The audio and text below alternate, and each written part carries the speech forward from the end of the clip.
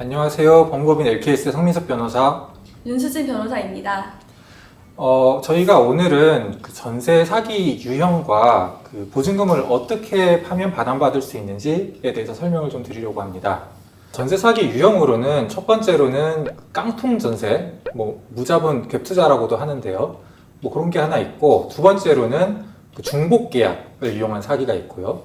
세 번째로는 그 신탁 부동산을 이용한 사기가 있습니다. 유형마다 간단하게 좀 설명을 드리자면은, 첫 번째 유형은 주택, 부동산의 그 매매 가격보다 보증금 높은 경우를 얘기를 하는데요. 처음부터 높은 경우도 있고 아닌 경우도 있을 텐데, 나중에 보증금을 돌려받기가 어려워지기 때문에 사기 유형의 하나에 속하고요. 신축 빌라나 신축 오피스텔에서 문제가 많이 됩니다.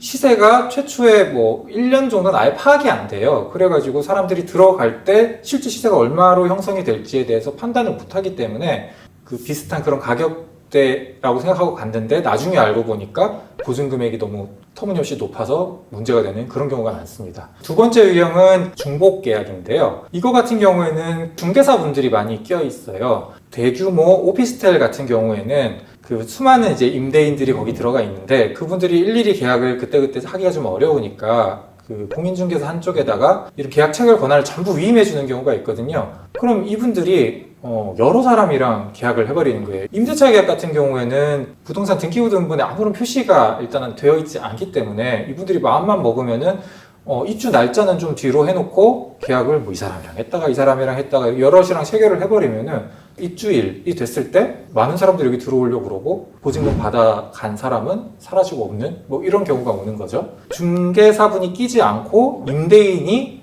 자기가 돈을 편취하기 위해서 이 사람이랑 계약하고 이 사람이랑 계약하고 해서 직접 다 챙겨가는 경우도 있겠는데, 그런 경우는 사실 챙길 수 있는 금액이 좀 제한되다 보니까 이런 중개사분들이 그걸 하는 경우가 좀 있다고 저희는 알고 있어요. 그리고 세 번째 케이스 같은 경우에는 신탁 부동산을 이용한 경우인데요. 건물 같은 걸 올릴 때 이제 대출 많이 필요하거든요. 신탁을 이용하면은 대출이 좀 많이 나와요. 이 상품에, 그러니까 신탁으로 대출을 얻었을 때 어떤 문제가 생기냐면은, 나중에 여기 임대차 계약을 체결할 때 원래는 신탁사한테 그걸 다 허락을 받거나 보고를 하거나 이런 절차가 다 필요한데, 그 절차를 생략을 해버리면은 돈을 돌려받을 때 좀 문제가 생길 수 있거든요.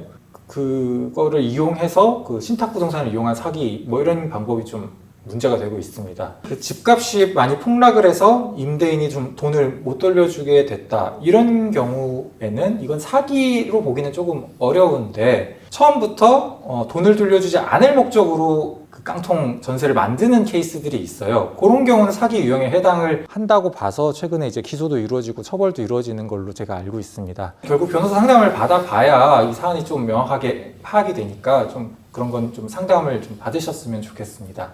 임대인분들이 그 임대차 기간 종료가 되려고 할 때 보증금을 못 주겠다거나 다음 세입자가 들어와야 주겠다고 하면서 거절하는 경우가 있는데요.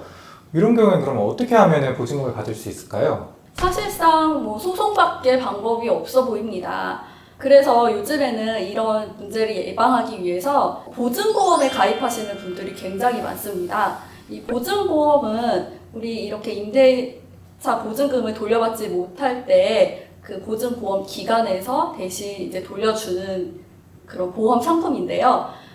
이게 사실 금액적으로 그렇게 많이 부담이 되지 않습니다.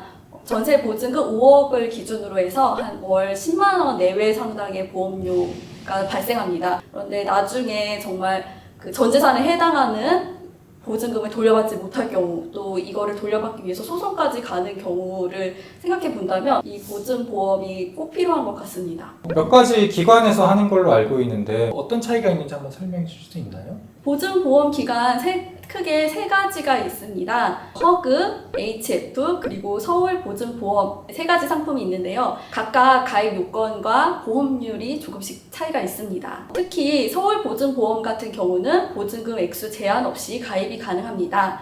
반면 허그, HF 같은 경우는 수도권의 경우 보증금액 7억 원 이하에만 가능합니다. 이런 보증보험을 이용하면 몇 가지 장점이 있는데요. 아까 말씀드렸던 그 전세 사기에 휘말린 경우에도 보증보험이 가입이 돼 있으면은 돈을 돌려받으실 수 있고요. 보증보험을 가입하려고 할 때 만약에라도 문제가 있는 임대인인 경우에는 보험사에서 이미 그걸 알고 있어요. 블랙리스트라고 하죠. 그런 거 이미 올라가 있는 임대인일 때는 빠르게 지금 현재 문제되는 상황을 좀 파악할 수 있어서 도움이 좀 되거든요. 네, 실제로 전세 사기와 관련해서 몇 가지 규정들이 개정되었습니다.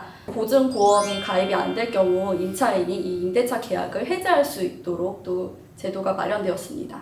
다행이네요. 그런 규정이 새로 생겼으면 좀 보호받는 범위가 넓어질 것 같아서 네. 전세 피해 당하는 분들도 좀 줄어들 것 같습니다.